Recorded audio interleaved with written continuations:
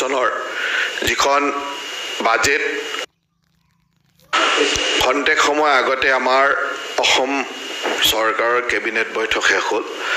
আৰু আজিৰ কেবিনেটত কেইবাটাও গুৰুত্বপূৰ্ণ সিদ্ধান্ত লোৱা হৈছে বিশেষভাৱে 2024-25 চনৰ যিখন বাজেট আহি আছে সেই বাজেটখন আজি কেবিনেটে অনুমোদন দিছে আপোনালোকে জানে যে অহা 12 তাৰিখে আমাৰ বিত্তমন্ত্ৰী ডাঙৰীয়ানীয়ে অসম বিধানসভাত বাজেট পাঠ কৰিব আৰু এই বাজেটখন আজি অসম কেবিনেটে অনুমোদন দিছে গতিকে 2024-25 বৰ্ষৰ বাজেট আজি অসমৰ কেবিনেটে অনুমোদন কৰে আপোনালোকে জানে যে আমাৰ চৰকাৰে ডিব্ৰুগড়ত এখন চিৰিয়াখানা বা মুকলি চিৰিয়াখানাৰ কথা কোৱা হৈছিল আৰু সেই উদ্দেশ্যে অসম চৰকাৰে আজি নামদাং ৰিজাৰ্ভ ফৰেষ্টত আমাৰ নামদাং সংৰক্ষিত বনাঞ্চলত মুকলি চিৰিয়াখানা এখন স্থাপন কৰিবৰ কাৰণে অনুমোদন দিয়ে যাক আমি ওয়াইল্ড লাইফ সাফাৰি বা ৰেস্কিউ সেন্টাৰ বুলি ক'ব পাৰো গতিকে তাত ডিব্ৰুগড়ৰ নামদাং সংৰক্ষিত বনাঞ্চলত এতিয়া পৰ্যটকৰ কাৰণে এখন সুন্দৰ মুকলি চিৰিয়াখানা হ'ব যি চিৰিয়াখানাখন নিৰ্মাণ কৰিবৰ কাৰণে 259 crores 259 কোটি টকা বয় সাপেক্ষে এই মুকলি চিৰিয়াখানাখন বা ওয়াইল্ড লাইফ সাফাৰি এণ্ড ৰেস্কিউ চেণ্টাৰটো নিৰ্মাণ কৰা হ'ব 259 crores 259 কোটি টকা গতিকে এই মুকলি চিৰিয়াখানাখন হোৱাৰ লগে লগে অসমৰ পৰ্যটন মানচিত্ৰত এটা নতুন সংযোজন হ'ব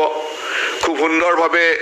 পৰ্যটকসকল তালৈ যাব পাৰিব ওয়াইল্ড লাইফ সাফাৰি কৰিব পাৰিব বা খুব সুন্দৰভাৱে চিৰিয়াখানা মুকলি অৱস্থাত চিৰিয়াখানাখন চোৱাৰ এটা সৌভাগ্য হ'ব আৰু এই মুকলি চিৰিয়াখানা বা ওয়াইল্ড লাইফ সাফাৰি বা ৰেস্কিউ চেণ্টাৰ হোৱাৰ লগে লগে তাত যথেষ্ট স্কিল আনস্কিল মানুহৰ সংস্থাপনৰ সুবিধা আহিব আৰু আমি আশা কৰিছো যে 50,000 মানুহৰ জীৱনলৈ লাইভলিহুড হয়তো এই চিৰিয়াখানাখনে বা সেই টুৰিজিম সেক্টৰটোৱে আনি দিব পাৰে গতিকে এয়া অসমৰ কাৰণে এটা অত্যন্ত সুখবৰ পৰ্যটন ক্ষেত্ৰখনৰ কাৰণেও সুখবৰ আৰু অসমৰ বিভিন্ন ফ্লোৰা ফনা বিভিন্ন জৈৱ বৈচিত্ৰ্য অসমৰ বিভিন্ন চৰাই চিৰিকটি আৰু জীৱ জন্তুৰ কাৰণে সুন্দৰভাৱে বাহিৰৰ পৰ্যটকসকলে আহি মুকলি চিৰিয়াখানাখনত ওয়াইল্ড লাইফ সাফাৰি কৰি বা বিভিন্ন ধৰণৰ সাফাৰিৰ মাজেৰে ইয়াৰ আনন্দ উপভোগ কৰিব পাৰিব সেই কাৰণে মই ভাবো এইটো এটা আমাৰ চৰকাৰৰ অত্যন্ত গুৰুত্বপূৰ্ণ সিদ্ধান্ত আৰু ডিব্ৰুগড় জিলাতে যেহেতু হ'ব তাত এয়াৰপোৰ্ট ফেচিলিটিও থাকিব গতিকে ইয়াত পৰ্যটন ক্ষেত্ৰখন খুব সোনকালে আগবাঢ়ি যোৱাৰ এটা সম্ভাৱনা আমি ইয়াৰ পৰা আশা কৰিব পাৰো তেনেকুৱা ধৰণৰ এখন ওপেন জু হ'ব যাক আমি মানে ওয়াইল্ড লাইফ মানে বিভিন্ন ধৰণৰ সাফাৰি হ'ব বা বিভিন্ন ৰেস্কিউ চেণ্টাৰ মানে এখন মুকলি চিৰিয়াখানা আৰু নামদাং ফৰেষ্ট ৰিজাৰ্ভ ফৰেষ্টত এতিয়ালৈকেতো নামদাং ৰিজাৰ্ভ ফৰেষ্ট বুলি আছে প্ৰয়োজন সাপেক্ষে তেতিয়া আজি অসম চৰকাৰে অসম মিউনিচিপাল এক্ট 1956 এখন এমেণ্ডমেণ্ট বিল অনুমোদন দিয়ে এই এমেণ্ডমেণ্ট বিলখন মুখ্যতঃ 3টা মিউনিচিপাল কেডাৰৰ ওপৰত কৰা হৈছে ইয়াত 3টা municipal cadre Assam municipal board of বা ULB সমূহত কৰাৰ কাৰণে পৰিকল্পনা কৰা হৈছিল Assam urban administrative service Assam urban engineering service আৰু আসাম আৰবান ফাইনেন্সিয়েল সাৰ্ভিস এই 3টা কেডাৰৰ কাৰণে কেডাৰৰ ৰোলছ ৰেসপন্সিবিলিটি বা তেওঁলোকৰ মডেলিটিজ অফ এপইণ্টমেণ্ট ষ্টাফ এই গোটেই কথাখিনি লৈ এই আজি অসম মিউনিচিপাল এক্ট 1956 এটা এমেণ্ডমেণ্ট বা সংশোধনী বিধেয়ক এখন আজিৰ কেবিনেটে অনুমোদন জনায়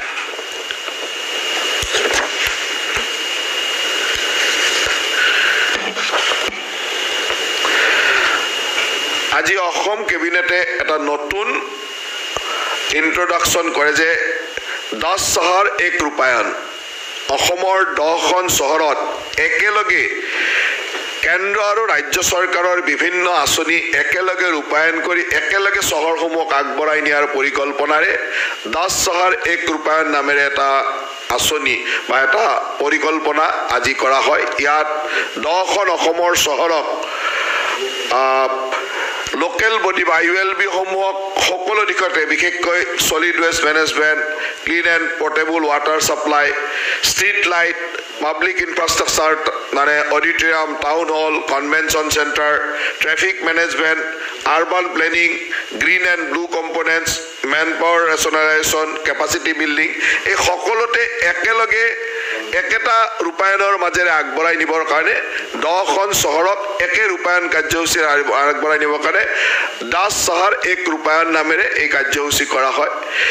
এই চহৰসমূহৰ ভিতৰত অসমৰ 10খন জিলাৰ মুখ্যতঃ তিনিচুকীয়া, ডিব্ৰুগড়, শিৱসাগৰ, যোৰহাট, গোলাঘাট, নগাঁও, তেজপুৰ, উত্তৰ লখিমপুৰ, বঙাইগাঁও, শিলচৰ, কৰিমগঞ্জ, ধুবুৰী আৰু ডিফু বা হাফলং বা ডিফু, এই ধৰণে চহৰকেইখনৰ কথা চিন্তা কৰা হৈছে। আৰু ইয়াত আমি একেলগে চহৰসমূহৰ সকলো ধনাত্মক দিশ বা সকলো আঁচনি যাতে একেলগে ৰূপায়ণ কৰিব পাৰে সেই ধৰণৰ এটা পৰিকল্পনা কৰা হৈছে। এতিয়া তিনিচুকীয়া, ডিব্ৰুগড়, শিৱসাগৰ, যোৰহাট, গোলাঘাট, নগাঁও, তেজপুৰ, উত্তৰ লখিমপুৰ, বঙাইগাঁও, শিলচৰ, কৰিমগঞ্জ, ধুবুৰী, হাফলং বা ডিফু, ইয়াত 13খন চহৰৰ নাম আছে। ইয়াৰ ভিতৰত আমি চহৰ প্ৰথম 10খন আছিল, তাত 2-4টা আহিছে। ইয়াৰ পিছত আমাৰ বিশেষভাৱে যেতিয়া ডিপাৰ্টমেণ্টে লিষ্টখন দিব তেতিয়া আপোনালোকে একজেক্ট চহৰকেইখন পাব। আমি এই 13-14খন চহৰৰ নাম ৰাখিছোঁ।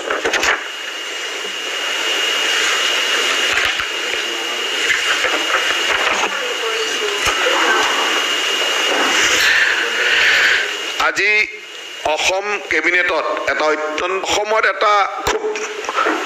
আমি সকলোৱে লক্ষ্য কৰি থকা এটা বেয়া প্ৰেক্টিছ আছিলে, সেইটো হ'ল চিকিৎসাৰ নামত হিলিং কৰা বা বিভিন্ন ধৰণৰ সন্মোহন কৰা, বেজালি কৰা, এই ধৰণৰ যিটো ব্যৱস্থা আছিল, ইয়াক মানে প্ৰিভেনশ্যন অফ ইভিল, যাক প্ৰিভেনশ্যন অফ ইভিল বুলি কওঁ আমি, সেই ধৰণৰ এটা বিল অনা হৈছে যিখনক আমি Assam healing prevention of evil practice bill 2024, এই বিলখন আজি অসম কেবিনেটে অনুমোদন জনাইছে। Assam healing prevention of evil practice bill 2024, ইয়াৰ জৰিয়তে যি সন্মোহন বা হিলিং কৰি বিভিন্ন ধৰণৰ বেমাৰৰ চিকিৎসা কৰা বা মানুহক বেজালি ইত্যাদিৰ দৰে এই ধৰণৰ মানুহক আভুৱা পৰা যিবিলাক কাম আছিল এইবিলাকক ক্ৰিমিনেল এক্টিভিটি হিচাপে লৈ তাৰ পানিছমেণ্ট বা তাৰ ইমপ্ৰিজমেণ্ট মানে কাৰাবাস আৰু ফাইন দুইটাই দি এখন বিল অনা হৈছে। ইয়াত কোনো ধৰণৰ আনকি এই বিলৰ জৰিয়তে কোনো ধৰণৰ প্ৰমোচনেল এক্টিভিটি ক'ৰবাত পোষ্টাৰ লগোৱা, বেনাৰ লগোৱা, এডভাৰটাইজ কৰা, ছ'চিয়েল মিডিয়াত এডভাৰটাইজ কৰা, এইবিলাকৰো ওপৰত ৰেষ্ট্ৰিকশ্যন অনা হৈছে যাতে অসমত যাতে এই ধৰণৰ মানে মানুহক বেমাৰ আজাৰত ঠগবাজি বা এনেকুৱা ধৰণৰ কৰিব নোৱাৰে। আৰু ইয়াক অতি কঠোৰভাৱে দমন কৰিবৰ কাৰণে এই বিলখন অনা হৈছে। আৰু এই বিলৰ যোনে ভায়োলেট কৰিব ইয়াৰ সেইসকলক কাৰাবাস আৰু ফাইন জৰিমনা দুইটাই থাকিব। গতিকে এই বিলখন অসমৰ কাৰণে অত্যন্ত, মই ভাবোঁ যে অসমৰ ভৱিষ্যতৰ কাৰণে অত্যন্ত গুৰুত্বপূৰ্ণ বিল। গতিকে এইখন Assam healing prevention of evil practice bill 2024।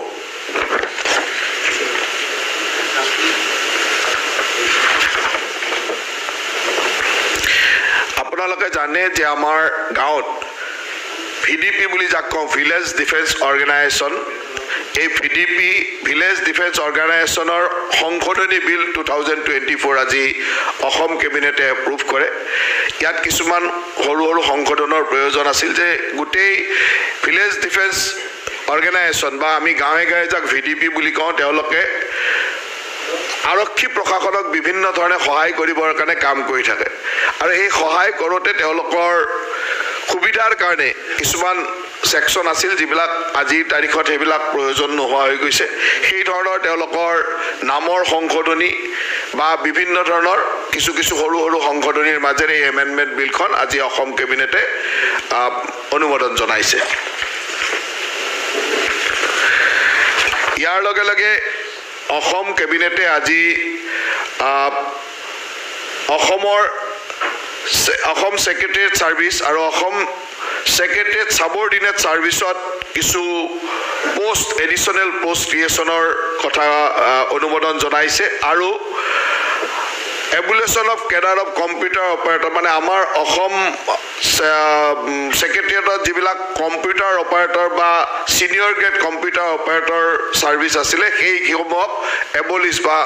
নোহোৱা কৰাৰ সিদ্ধান্ত লৈছে আৰু নতুন creation of additional post in Assam secretariat service and Assam secretariat subordinate service এই দুটা সাৰ্ভিসতে কিছু নতুন পদৰ নতুন পদ ক্ৰিয়েচন কৰাৰ কথা কোৱা হৈছে এইকেইটাই আজি কেবিনেটৰ মুখ্য সিদ্ধান্ত গতিকে আপোনালোক সকলোকে ইমানে ধন্যবাদ জনাইছো